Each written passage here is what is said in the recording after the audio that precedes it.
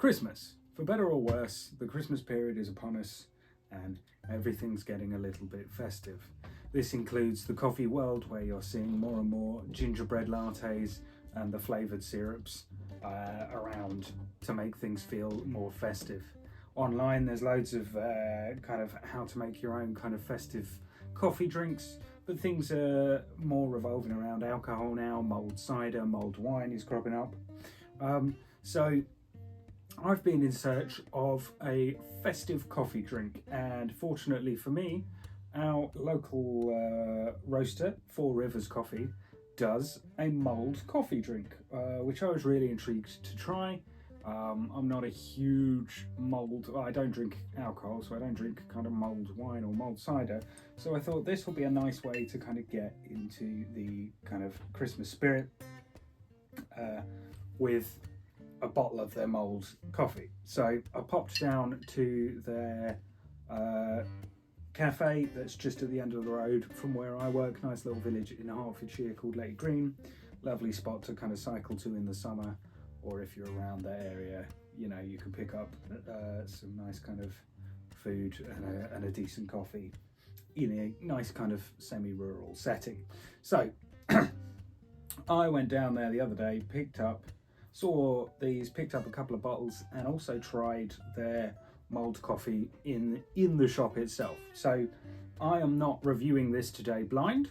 I have tried it in the shop, but this is the kind of take it home version.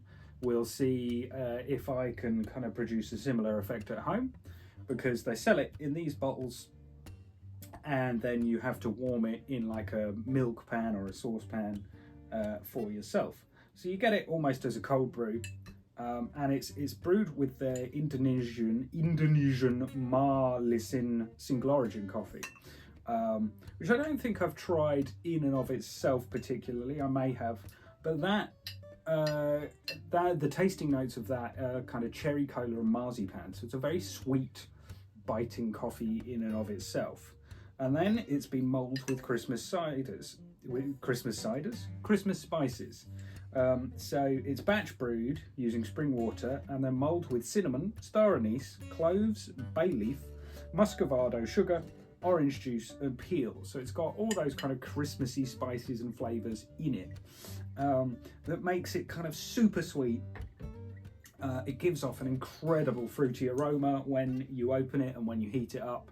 Really nice, almost slightly sickly though, kind of smell. So I've just warmed it here in a pan at home, and we're going to give it a go, and I'll give you my thoughts on it. So you just, like I say, warm it in like a milk pan. Make sure it doesn't boil, but just bring it up to heat so it's nice and warm. You've got a nice hot kind of Christmassy drink. So it's still going to have all that kind of coffee goodness, the caffeine hit that you want, but also with that sweet Christmassy flavour. Now, with a kind of sweeter coffee as well, it does become quite sweet and like I say, sickly almost when you try it, but it's still a pleasant kind of one-off. And I had it on a nice frosty Friday and it really kind of did the job. So here we are at home. Let's give it a go. I've just put it in a mug here, and you smell it and you get that sort of, you instantly get that mulled wine or mulled kind of cider smell. Those spices really come through, but you do still get a waft of coffee afterwards. So it's not like cider or wine where you're going to get that fruity taste afterwards. You'll get like that sweet coffee taste, but with a kind of cola-y taste to the coffee.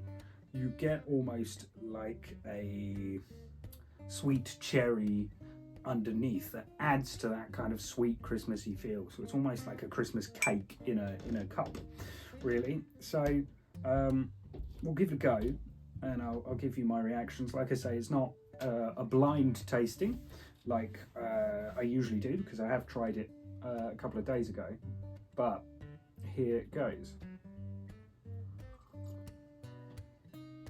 Oh, like I say, really sweet. And the coffee does actually take an edge of that off. So it's got that lovely kind of mulled cinnamony kind of taste, and then there's almost that cherry bite, like I say, at the tip of the tongue. Very much kind of reminds me of kind of those Christmas cakes, Christmas pudding or panettone, with fruity, but with that kind of coffee denseness underneath. So it's a really lovely, nice, warm cup of something Christmassy for those that, you know, really enjoy that sort of thing. But you're still having your regular cup of coffee. You're not getting a lot of the coffee taste through though. Those spices really do take over. And it's interesting because in kind of specialty coffee, people are reluctant to go with kind of cinnamony flavours, because cinnamon is often put into kind of bad batches of coffee to take the edge off. If you're not a great roaster, they'll bung in some cinnamon at the end just to take the edge of that slightly burnt or, you know, sour taste if the roast's not gone well. So specialty coffee tends to avoid the cinnamon flavour for fear of kind of that accusation of, oh, you've not done that properly. But obviously with the Christmas, and let me be clear, I'm not saying this has not been done properly at all.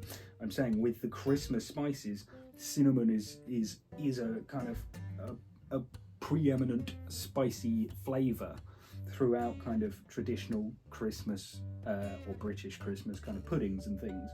So they've sort of had to lead with that, which is bold, but you really get the orange as well that comes through quite strongly.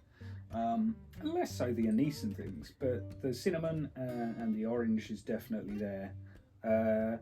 It is very sweet, so the sugar, the muscovado sugar, I think is there is that kind of dense sweet density to it. So muscovado as opposed to you know just kind of regular white sugar. But that's really kind of pleasant if you like sweet things. I don't think your regular coffee drinker who likes a more acidic or a more, I don't know, acidic coffee drinkers might like it, but if you like something a bit more floral, perhaps not. It's not. You very much get those mulled spices more than anything else. But like I say, you do have that kind of underlying darkness that cuts it quite nicely and just kind of lends a really wonderful balance to it. So it's a really pleasant Christmassy drink to, you know, for coffee drinkers who want to get in the spirit, but if you don't drink or whatever else, it's a nice way to go. So I can't remember exactly how much each bottle cost, but I think I bought 2 bottles and then a cup in the cafe or to take away for myself, and that came to about £12. So they're about the £3 mark, maybe a bit more, £3-4, unless they didn't charge me for the one I took away, in which case they're £6. But I think they're probably about £3 to £4 per bottle.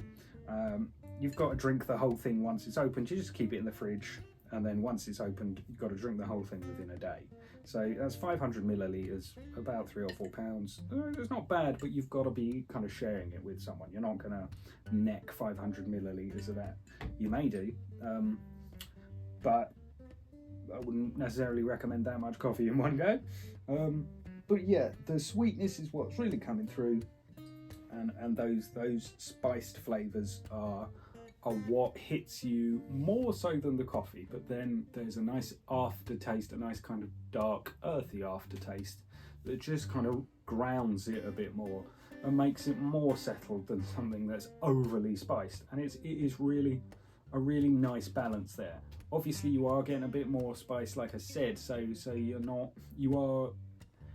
do have to enjoy that mulled taste and that sweet sensation, but it's a really pleasant kind of alternative to the season, and I really enjoy it and I thoroughly recommend it. So thank you for watching. Do hit those like and subscribe buttons.